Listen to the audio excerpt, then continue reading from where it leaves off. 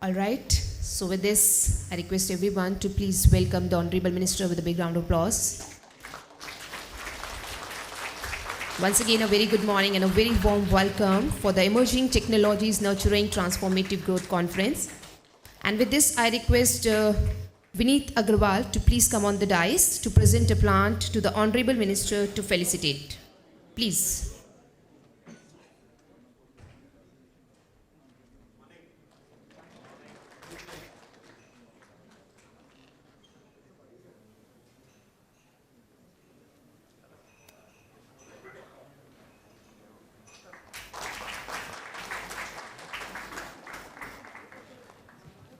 Once again, a very warm welcome, sir.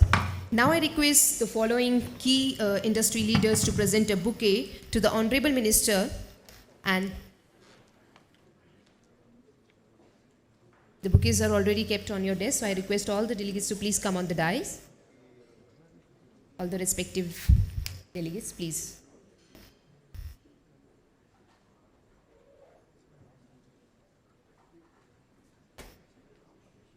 Thank you so much. Now I request Shri Ram Rakapan to please welcome our Honorable Minister with a bouquet.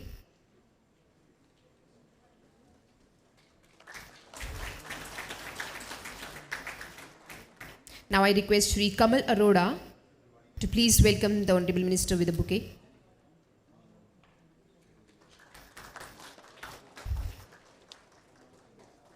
Now I request Shri Rahul Jain to please welcome Honorable Minister with a bouquet. Welcome.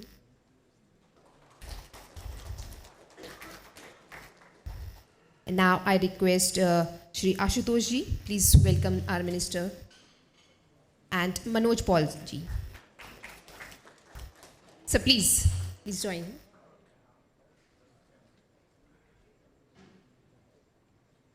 Yeah. I request everyone to please be seated. Thank you so much.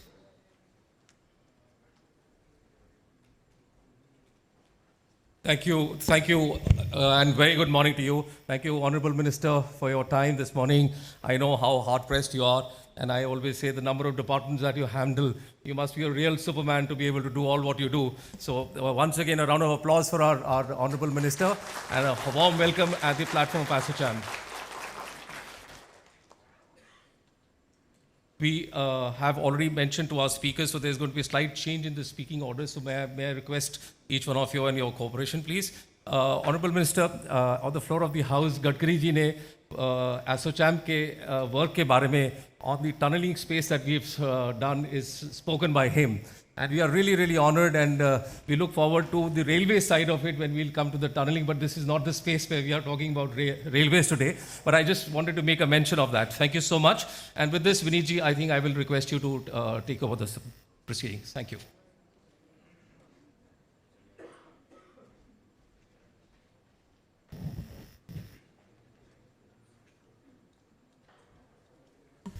Good morning, and a very warm welcome to everyone for the ASSOCHAM's annual session on the topic of emerging technologies nurturing transformative growth.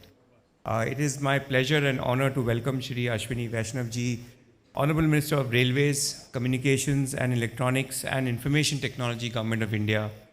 It's a pleasure and honor for him to be here with us. Thank you, sir. Thank you for your time. Mr. Vaishnaw is one of the hardest working ministers in the government, and I often cite his example of diligence and exemplary service to the nation to everyone that I can talk to. We are really grateful that he's here today. I will not take a lot of time. I think we have very distinguished speakers, as well as we would love to hear from the Honorable Minister, but I would like to make a few key points. Technology has been the key enabler for the digital economy, and India is in a very, very exciting phase right now, unlike any other country at any point in time in their history. For more than 2 decades, the Indian technology services industry was at the forefront of driving the technology-enabled digital transformation of businesses across the world. But now, these initiatives, such as Digital India, combined with the emerging technologies, India itself is now transforming digitally and leading the global digital space as well. According to a market research report, India's digital transformation market is expected to reach about $710 billion by 2024, with a CAGR of 74-75% during this period. And according to a McKinsey report, India can create value of additionally US $285 billion by becoming a digital services hub in the areas of AI, automation, big data analysis, 3D printing, etc. India is also very well positioned to take advantage of the power of emerging technologies, being home to the world's third largest startup ecosystem, of elite science and technology institutions like the IITs, robust and ubiquitous digital infrastructure, and millions of new STEM graduates every year.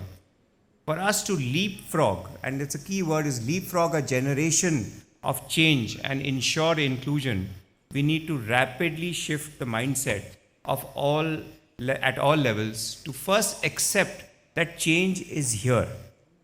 We have to then plan the process of change as a marathon, not a sprint, driven by vision, leadership, innovation, learning, and partnerships among government, business, and civil society. Let me illustrate by a little bit of an example. Take artificial intelligence or AI. In India, we are seeing startups employing the power of AI in not just commerce, but also social good.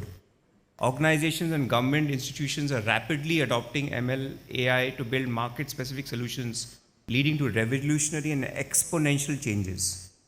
A company by the name of Nirmay, that is active even in semi-urban areas, is using machine learning and AI to detect breast cancer at an early stage. There are already some AI startup unicorns and almost 10 sunicorns in this journey. This is truly transformative growth. There has been some remarkable developments at the government end also that is encouraging the adoption of emerging technologies. In the last few years, the explosion of digital payments through the creation of the India Stack is a prime example. Other changes made to the country's geospatial policy, the introduction of the PLI schemes for drones and battery development, the development of ONDC, ORAN, 3D printing, among so many others, is opening the floodgates to use these emerging technologies for transformative growth. We are truly at a junction where the challenges of ensuring equitable and inclusive growth can be achieved by technological proliferation and ubiquity. This is really the time to grab these opportunities for truly transformative change. We at ASSOCHAM pledge that we will work hand in hand with the government and businesses to make that happen. Thank you again for your time. Jai Hind.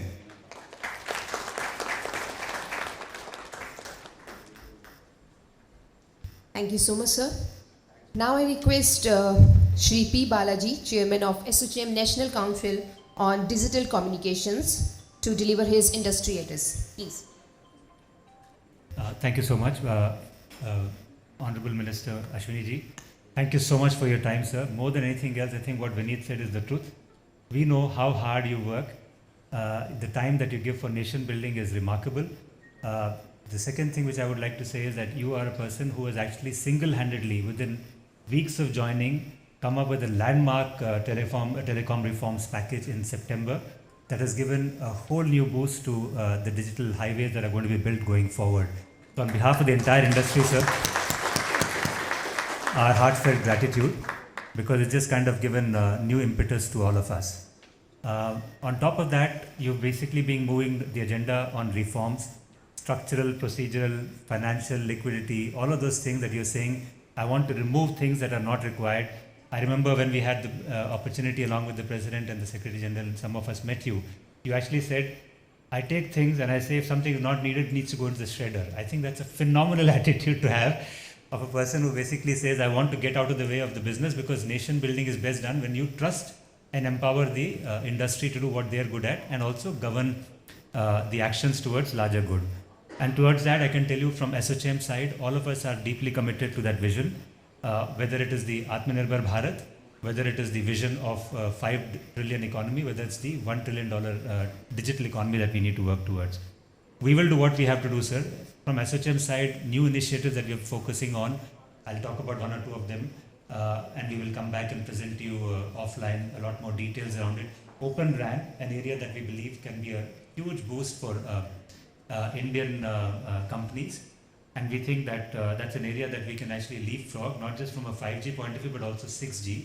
That's one area that we drive very hard. We are part of an overall Open RAN Coalition Forum, which is revolving around many associations and industry bodies across the world to help Indian companies become part of the mainstream as far as Open RAN is concerned. The second area that we believe is very important is around working towards the collaboration between industry and the startup ecosystem, because you have already set the agenda for 5G. Auctions, I'm sure, will happen.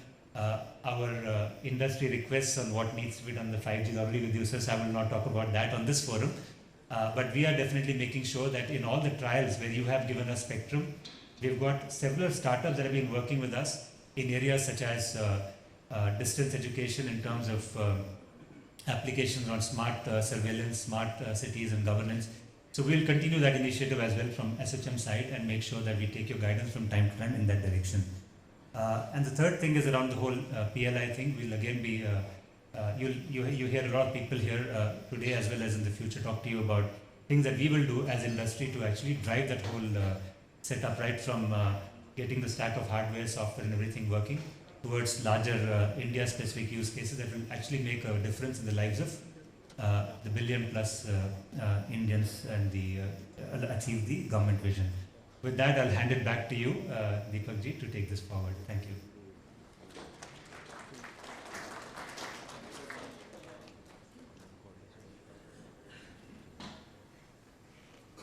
Yeah, thank you so much, sir.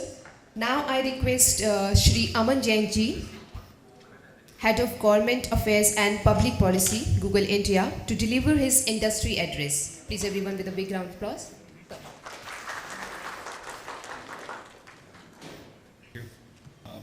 Hon'ble Minister Shri Ashwini Vaishnaw ji, distinguished guests, ladies and gentlemen, colleagues, privileged to speak to you all today. I wouldn't take too much time. I know we are all eagerly waiting to hear from the Minister. I've had the pleasure of interacting with you and discuss technology, policy, how tech jurisprudence in India will evolve. And I can share with you that we walked away as Google from that conversation incredibly inspired and with renewed commitment of doing more in the country. A couple of quick points that I just want to make.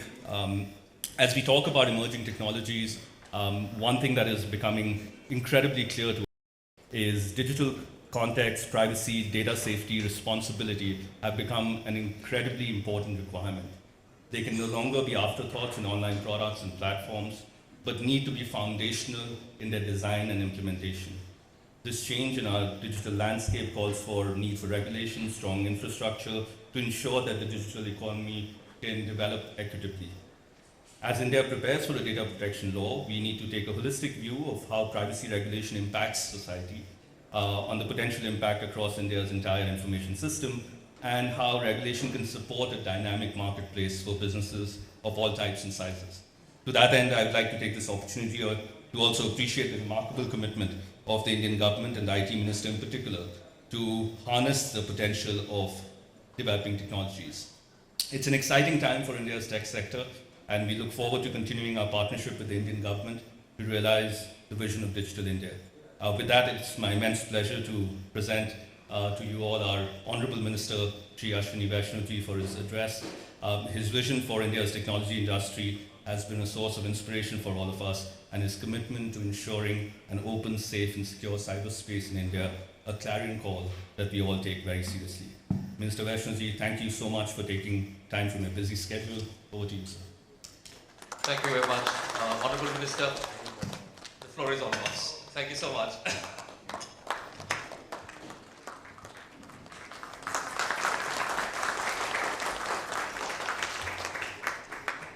Cheat sheets.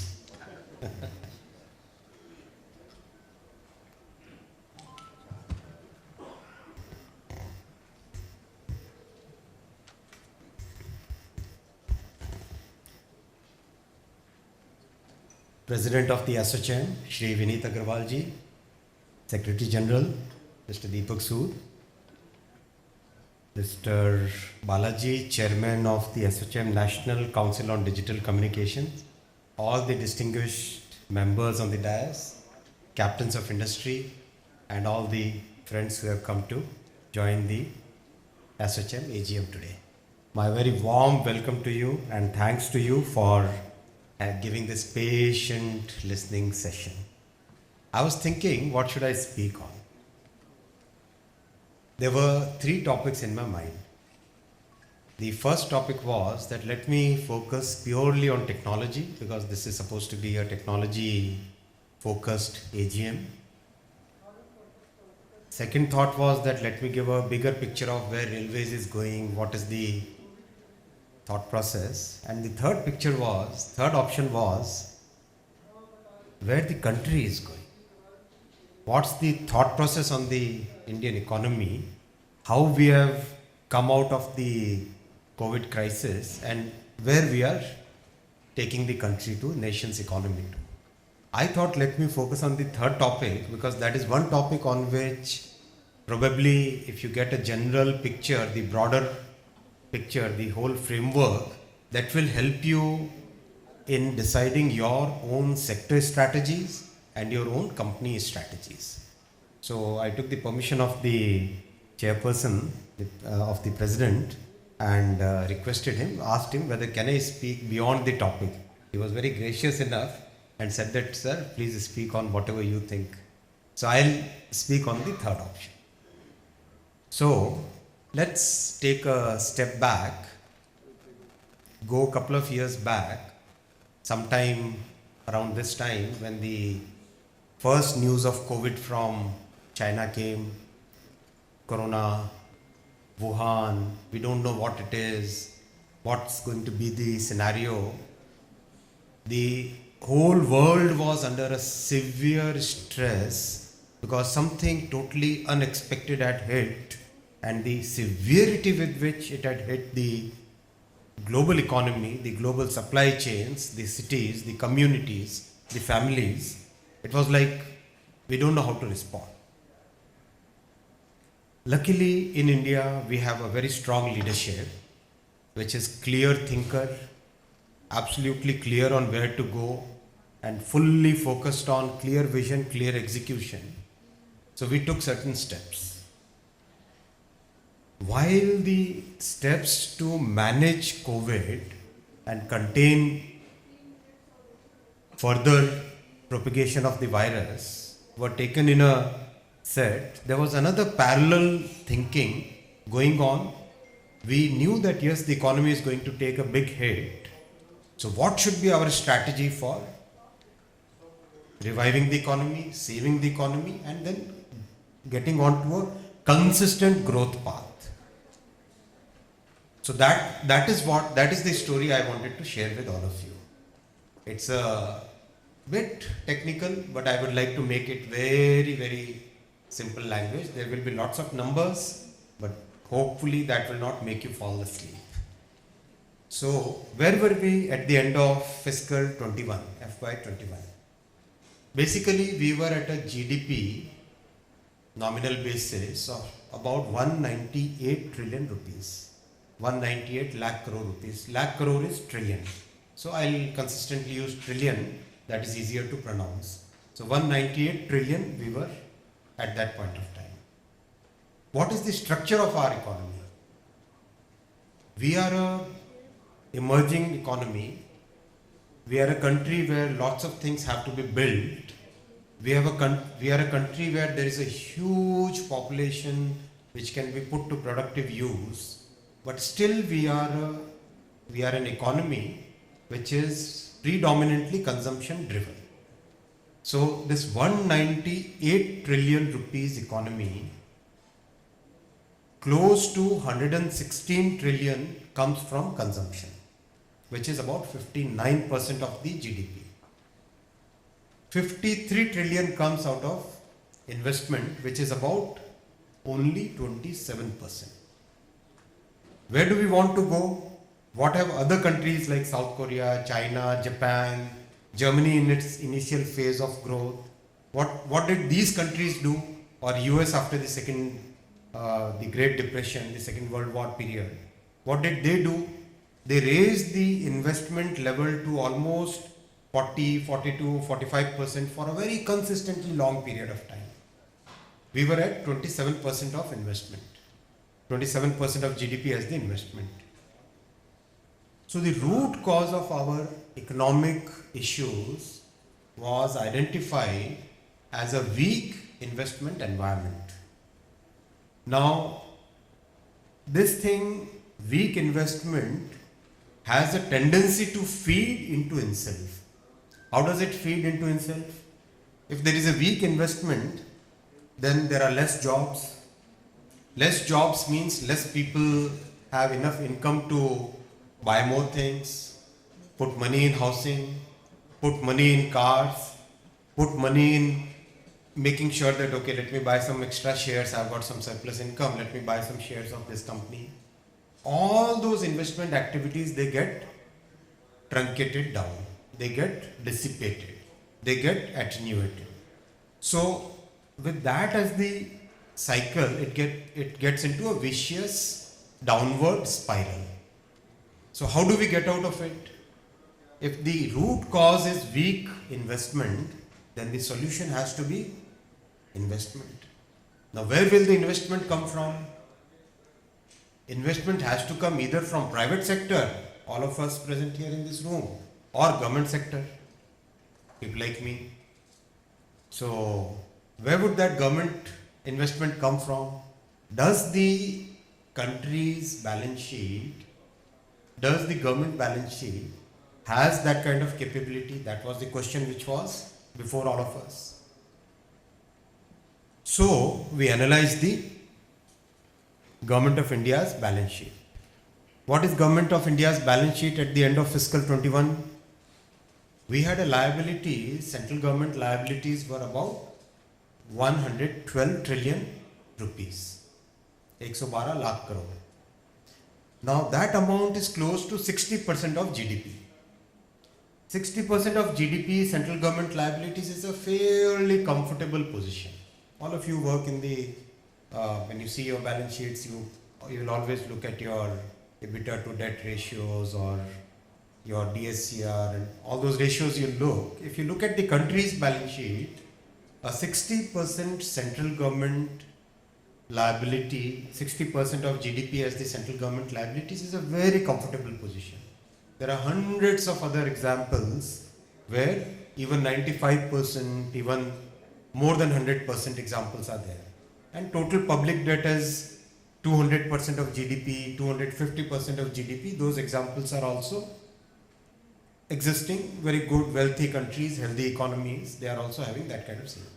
So we analyzed and we came to the conclusion that we are at a situation which is a fairly reasonable number, and we have enough fiscal space to be able to use that space and kick-start the investment cycle.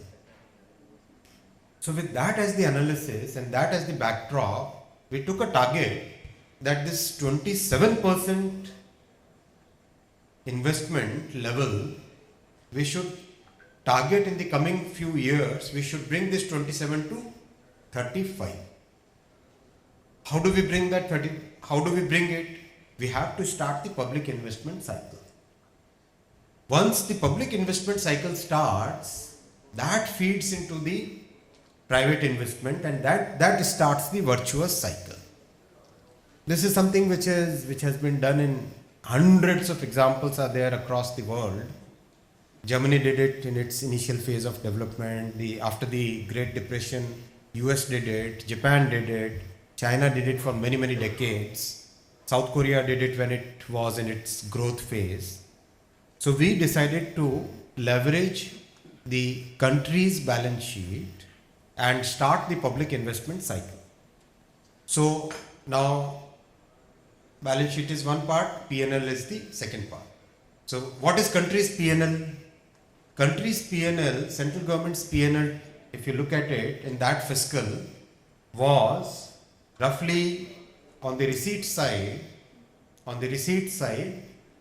we are roughly 22 trillion rupees gross tax revenue, and net tax revenue after taking out the state government share is about 15 trillion rupees for the Indian government, central government. And about non-tax is about 3 trillion rupees, 3 lakh crore. So about 18 lakh is the total 18 lakh crore, 18 trillion is the total receipts that the government of India gets on the revenue side. Where was our budget? Our budget was about 35 trillion rupees. So how much do we have to fund? We have to fund the balance 35, 17 trillion rupees to be funded. So the challenge here was, should we take the leap of faith and use the country's balance sheet to take the country out of this crisis, take it on a consistent growth path, or should we remain very conservative? Should we not take enough debt? Should we continue to focus on the fiscal consolidation? Those were the questions before us. We decided to take the leap of faith. As a country, we decided to take the leap of faith.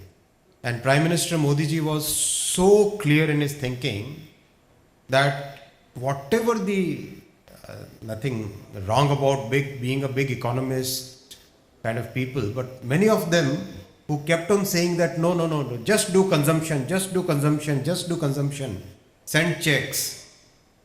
Many countries did that, US did that, and see what condition they are in today. We all know what condition US is in today. Many other European countries followed that prescription of the Nobel laureates, and they are in a very bad situation. We decided to choose the path which had three elements. The first element was public investment. The second element was very focused consumption. And the third element was reforms and incentives for private investment. This is the path we decided to take. Now, coming to these three things, on the public investment side, the major decision which was taken in the last year's budget was we increased the capital investment to 5.5 trillion rupees. Public capital investment, public capex to 5.5 trillion rupees. And we committed to the nation that this is a number which is going to go up in future. This is not going to go down. I'll come in the later part, what are the results. First, I'm speaking about what was the thought process at that point of time. So 5.5 trillion rupees investment, it was a substantial number. First time somebody had thought of such a large number of investment to be put in from the public budget. And there were questions by many specialists, many economists that no, this will not work. India doesn't have the capacity to absorb so much investment. India doesn't have the talent pool or the shovel-ready projects to be taken up for this kind of capital investment. All those big question marks were raised in large conferences and all. But Prime Minister's conviction about this path was absolutely clear. Finance Minister's understanding of this process was crystal clear. The facts which were driving us to take this path were absolutely clearly laid out. So we decided to go whole hog on this path. And the results are in front of us. If we purely look at 5-6 factors, all of you, this is probably a tech-oriented community, but people who are in the brick and mortar industries, that time generally the capacity utilization of factories was at 60, 65, 70%. 1 year later, that is in fiscal 22, we have seen the capacity utilization coming to about 80, 85. Still not 100%, but still significantly more than what it was a fiscal before. I'm sure those of you who are in brick and mortar, you would vouch. I'm interacting with lots and lots of industries. Practically, there are many sectors which have already reached 1995 and started thinking of new projects, new factories, new plants. but a significant number still has come to a comfortable level of 80-85% capacity utilization. The GDP target that we took at that point of time was from 198 trillion, we thought that we should be able to reach $225 trillion rupees. 225 lakh crore GDP we should be able to reach. We surpassed that target and reached to 32 trillion rupees. So the thought process we had was clearly validated. On consumption side, which again, if you put money in the economy and people start getting wages and salaries and newer income out of that, then people start buying things. So last Diwali was a clear example of how people's mindset has changed. People started coming out to shops, started buying things, starting investing in housing, started putting money in stock market, started buying cars, all kind of the needs which were suppressed for quite some time because the economic outlook was uncertain, got cleared and people started coming out in large numbers for getting back into buying things, living life in a better way, looking at the future in a more positive way. So our consumption, which we had targeted 70 trillion rupees, came out to 69 trillion, which was very good. Consumption which we had targeted 125 trillion rupees came out to 133 trillion rupees, which was a good, healthy number. And investment, which is what our main target is, increasing from 27 to 35% of GDP, grew from 27% to 29%. Now this is a first year of capital investment. As we all know, when we take a large capital investment project, it takes 3 or 4 years to actually come to fruition, come to commissioning. So it takes 3 or 4 years. So that cycle has started from 27, we have come to 29, and based on the success of our thought process, this year's budget, again, a record number of capital investment, record amount of capital investment has been budgeted. 7.5 trillion rupees, 7,50,000 crore rupees. It's a unheard of number in Indian economic history, and the results of last year's 5.5 lakh capital investment is now visible, and based on that we have taken a 7.5 lakh. So if we look at pure modeling point of view from this investment, 7.5 trillion rupees investment with a multiplier of a modest 3.6 means this will add to the Indian economy 22.5 trillion rupees, 3.5 times, 22.5 trillion rupees it will add. Imagine how much of that will come to all of you. Entire amount goes into the industry, and the way our economy is structured, close to 60% of this, that is 13 trillion rupees, 13 lakh crore, will go to the MSME sector. That's the way our economy is structured. You take, let's say, for a classic example, a high-speed railway project, or a new railway line, or the Central Vista.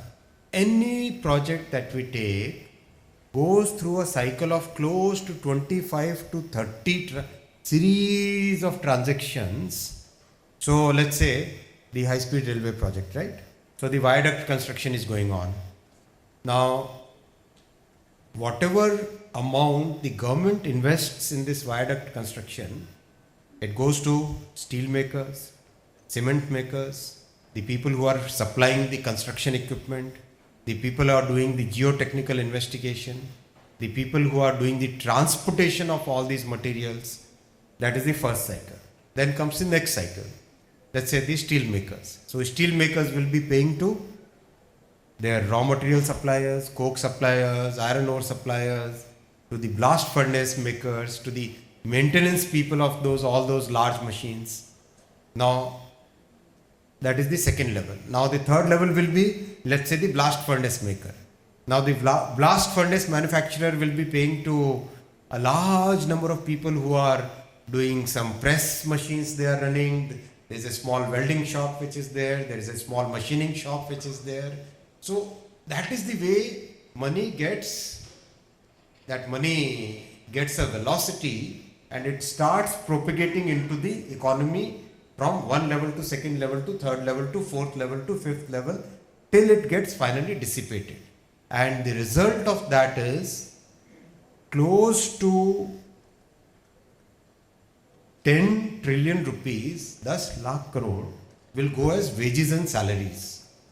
Now all that wage and salary again jumps into, okay, I've got a good salary this time, I got 8% income raise, then people will start buying things. So that means there is a demand for other goods. There is a demand for tables, demand for air conditioners, demand for housing, demand for TV, demand for clothes, demand for good food. Everything then starts coming into a cycle. So that starts the virtuous cycle. Then capital which gets generated out of this process. There is consumption, then there is saving. So the capital which gets generated out of this process, this 7.5 trillion rupees, that is 11 trillion rupees will be the capital which gets generated out of this.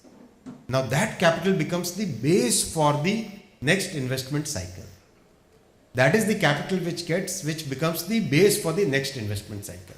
If the corporates, if the individuals, if the companies, they don't save, then how will they invest?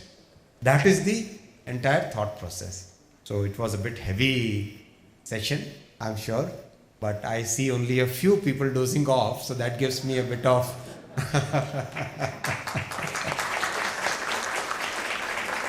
try to keep it very light, but it was heavy subject. So this is the way we decided on the public investment cycle. And on the focused consumption, which was the second element of our strategy, was Prime Minister said very clearly, इतनी भी तकलीफ हो, किसी को, किसी भी परिवार को, किसी भी व्यक्ति को भूखे नहीं सोना पड़ेगा. He take a very clear, you know him, he thinks very clearly and he decides very in a very focused way. देश भर में कहीं पर भी किसी को भूखे नहीं सोना पड़ना चाहिए. That's the way he decided, he thought and he executed. 80 crore families over last 2 years almost have been given free food grain all across the country.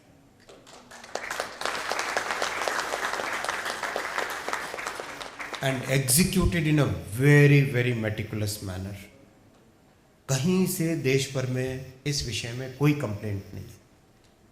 इस सेवा भाव के साथ, इस भावना के साथ कि देश में कोई भूखा न सोए, we decided, see, abstract economics is one thing, but the real human angle of it, that's a bigger challenge. So Prime Minister focused very clearly on execution of feeding the people, making sure that food reaches the lowest of the lowest rung of the society, remotest corner of the country, and we all worked as one team and made sure that that focused consumption, the focus on poor, the focus on feeding the people was executed properly. And then the third leg of our entire thought process was reforms and incentives for private investment. So the PLI scheme was launched. How many of you are beneficiaries of PLI scheme? At least 1, 2, 3, not many. Okay, 4. So I've interacted with many of the companies who have availed PLI, and it has made a significant difference. It has made a big difference, because the disadvantage that we have in our economy because of various factors, higher cost of logistics, the inefficiency in many processes, the compliance burden, all those things lead to a cost disadvantage, and PLI is supposed to meet that cost disadvantage. And the results are in front of us. Electronics manufacturing was nothing, a very small industry, and today it is $75 billion industry. growing at double-digit CAGR, clearly on the path to reach $250 billion in 5 years. So that's the benefit, that's the clear demonstration of success of the PLI scheme. Telecom sector, 35 companies have started manufacturing telecom equipment using the PLI. And we are becoming exporters, whereas few years back we were purely importers of almost all, everything electronic, everything telecom, and today we are exporters of that. And it's just the beginning. The growth has just started. The way growth will go is like this. That is the way growth will go. Reforms, huge reforms in mining, good reforms, not very, still not satisfied, Mr. Balaji, but lot more to do.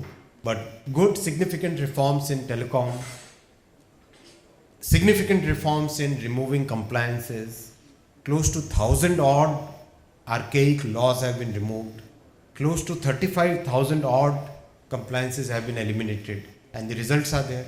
This year the exports are touching $400 billion.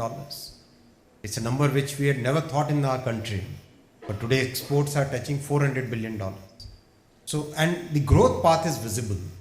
So with these three as the big legs, the big directions of our thinking, the economy came out of a severely bad situation, of a big stress, once in a century stress, and today we are at a 8% plus growth rate. And I believe, I have a little bit of understanding of economics. We follow this capital investment strategy for 5-6 years more, we can grow at 8% consistently for next 20 years. And 8% growth next 20 years means every year close to 1.5 crore new employment, close to 30-35 lakh people coming out, 30-35 million people coming out of poverty line every year. That's the change we can bring in our society by this thought process. So that's the thought process Prime Minister has clearly implemented. Over last 2 budgets you have seen the difference. And this thought process will continue and take our country on a new growth path. Thank you very much.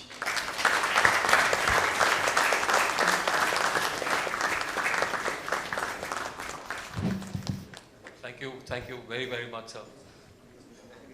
नहीं बिल्कुल नहीं, sir. I think at times it's always nice to reflect back and look at the numbers, and numbers are always nice and they give you a different perspective each time. So Tia, I think I am going to now take it over from you for a little while. Are you okay with that? Yeah. Thank you so much. Obviously, sir, the beauty about the whole piece that you spoke about is purpose back is always better than resource forward.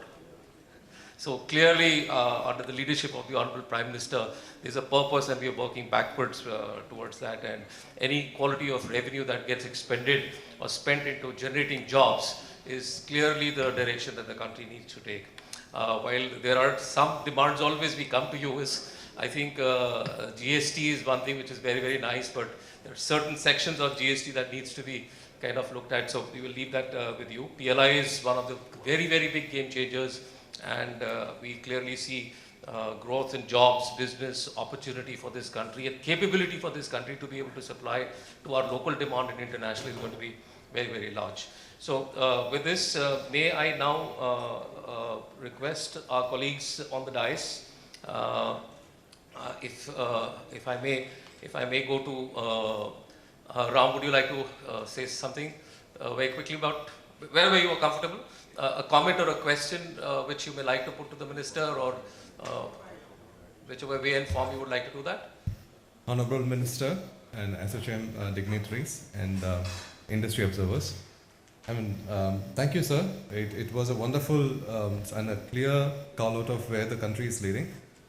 Just like for any successful rocket launch, there are 4 key systems, which starts from be it a payload system, or the propulsion and stuff, you have articulated the key ways to which the Indian economy could leapfrog forward. One of the key themes which this government has articulated is also how do we achieve 1 trillion economy just through digital means. And payments is one of the key sector along with e-commerce from a consumption and otherwise also in various sector this could lead. So I represent Visa and I also represent ASSOCHAM FinTech Council. And at ASSOCHAM we are doing a wonderful job in promoting FinTech and innovation. Two key recommendations that I would like to place in front of you is one is the cross-border payment. We work closely with MeitY and the Reserve Bank of India as to how do we create a low-cost remittance corridor. And we would really request your help and suggestions as to how, as part of G20 and otherwise as well, we can explore this field further. And last is the central bank digital currency. Now, as we know, the kind of situation geopolitically, things are evolving.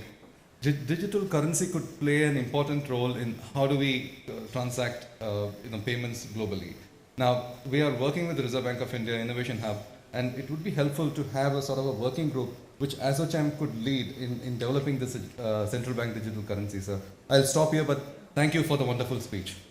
Thank you, Ram. Very quickly, may I request, why don't you go? Okay, Kamal, come.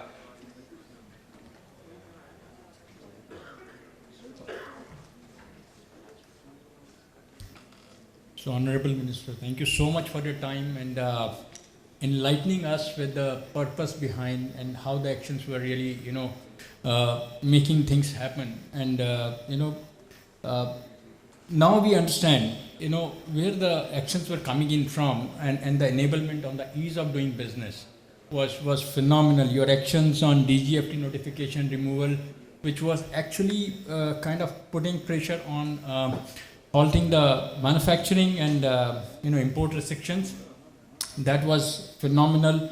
Removing specific electronics good from the preview of MTCT, that was really very good, which helped industry to move forward on that. So I think you are the perfect blend from a perspective that the technical expertise you bring in, the bureaucracy, finesse and corporate mindset is really helping all of us as industry to move forward and create positive impact to the industry. Make in India, you already talked about. I think the combined revenue of technologies company in the current fiscal year is going to surpass $200 billion. Now is the time to set a target of $300 billion for in revenue there. I think digitization is the important and the most important thing in bridging the digital divide in the country, which will help us realize the goal. Kamal, I'll request you to conclude. Sure. Yeah. So I think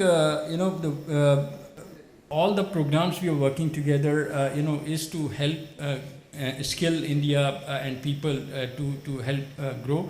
But I think way forward, there are some issues which we can discuss as industry forums with MeitY, at a separate occasions which can address and fast track some of these challenges which you have. Thank you so much, sir. Thank you so much. May I request Ashutosh and then Manoj to quickly have their points put up?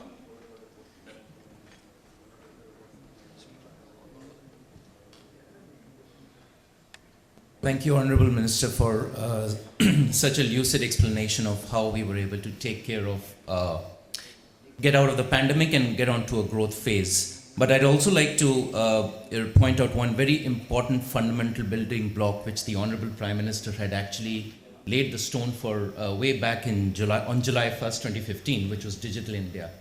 And I think that has been one of the hallmark points in our journey, which has actually enabled us as a society to recover from the pandemic, and that's what has driven it. And I think in line with what the AGM is talking about, emerging technologies, and I represent the IT sector as part of ASSOCHAM. I'm from Microsoft. I think technology is what is going to take us not just to that $5 trillion economy, but also beyond, and also make India a part of the global supply chain, which is going to be extremely important. But there are going to be three things which are going to be very important for this, sir, which we'd just like to make a humble submission. The first is to drive what we call tech intensity, which is accelerating and adopting of digital technology across the sectors, across the government, across society, building the capacity and capability. But more importantly, I think so, is building the trust and confidence of the public in digital technology. It's the ability for all of us technology responsibility and effectively to meet the society's needs. And hence, it's not just going to be the technology which is used, whether it's quantum, 5G, 6G, but it's how that technology is going to be used with trust and confidence building measures. And to enable that, we need very forward-looking digital policies and regulatory frameworks, which the ministry, sir, under your leadership is already working on. And the last point which I'd like to say is that as we look at all of our policies coming in, we need to focus on the policies being harmonized, not just within the country, but also externally, because that will give our SMBs and MSMEs the capability to worry less about do they have to comply to different laws across the globe or across states, but focus more on what they can deliver. So the interoperability over there. The second issue being cybersecurity, the need to have a very strong cybersecurity framework, which is not just about driving education and awareness, but it's also about preventing, predicting, and remediating cybersecurity incidents. And the last piece being a whole of society approach, which is all about inclusiveness and accessibility so that every part of the society is part of this. Our humble submission, sir, and thank you very much. Thank you, Ashutosh. Thank you very much. Manoj, may I request you to quickly share your perspectives on the data centers, please?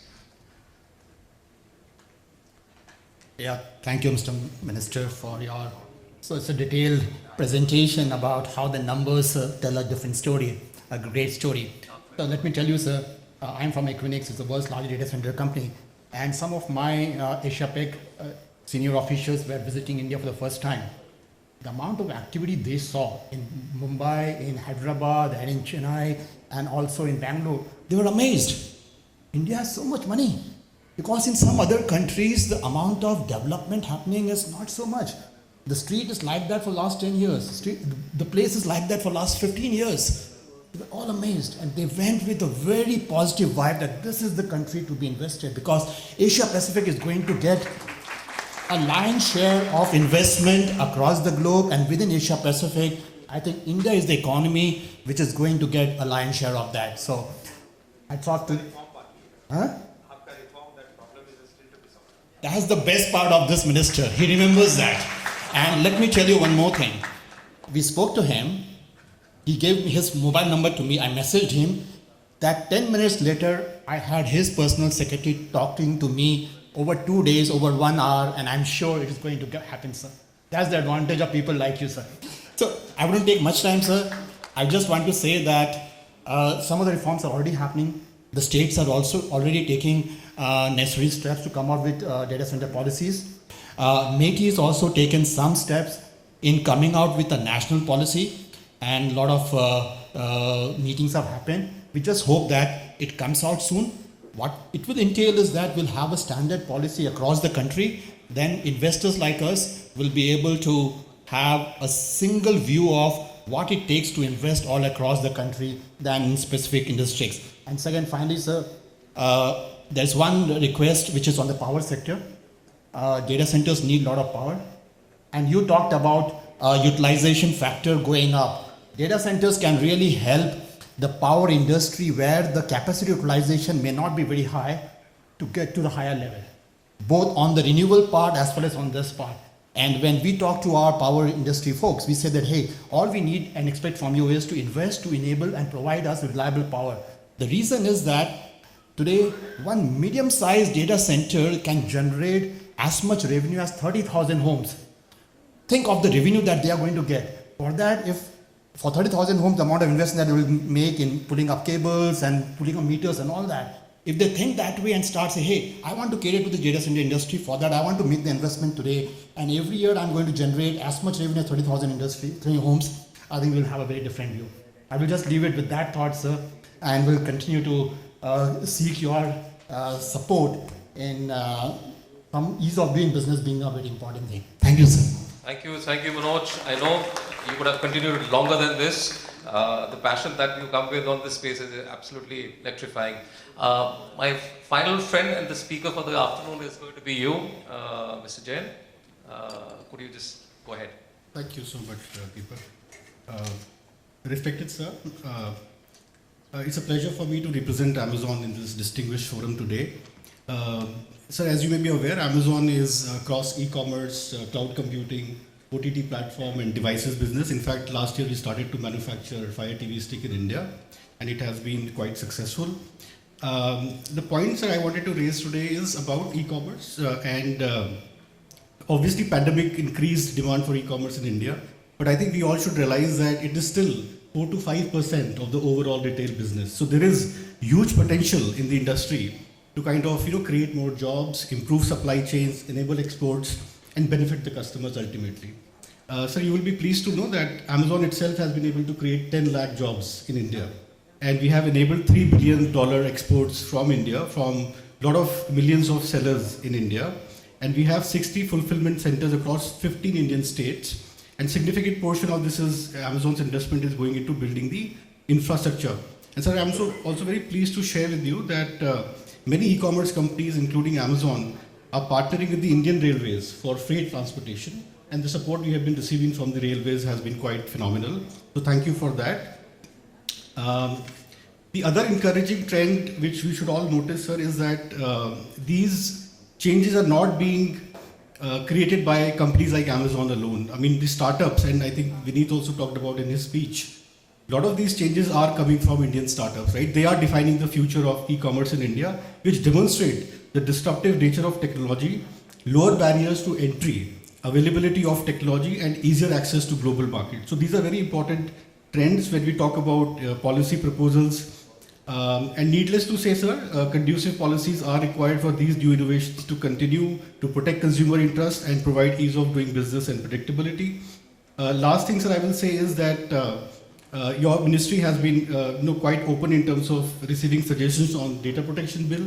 We really appreciate that. I think industry supports a timely data protection law in the country and would like to engage with the government on some of the key issues.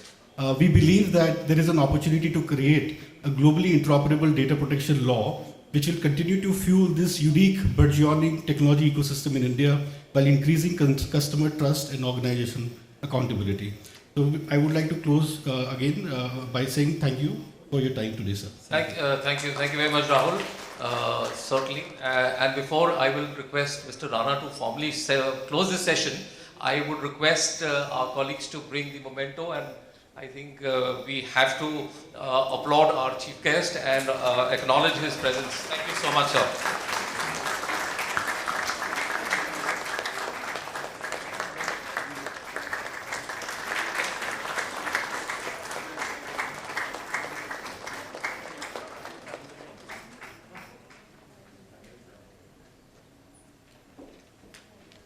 So over to you, Ashwini ji.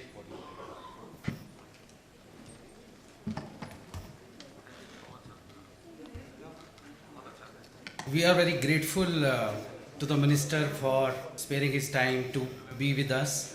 It was a really inspiring speech and also assuring that strong fundamentals in India has hints about a solid future ahead for the country. Companies are moving towards metaverse, which is based on augmented or extended realities, based on quantum computing, and based on, I'll say, 5G networks. Those are being built in India in future. So that's, I'll say, that's in line with what we are saying, emerging tech. So digital India, which is, I'll say, which has in last few years has put India in a position that it's not that it is transforming India, but it's also making a dent in global digital space, where it is shaping entire global policies, technologies, how business models will be built, etc. Not taking much time, I want to convey heartfelt thanks to the Minister for sharing his thoughts very transparently and inspiring all of us, and also to all the speakers on the dais for being with us. And all the participants, media, ASSOCHAM Secretariat, thank you very much.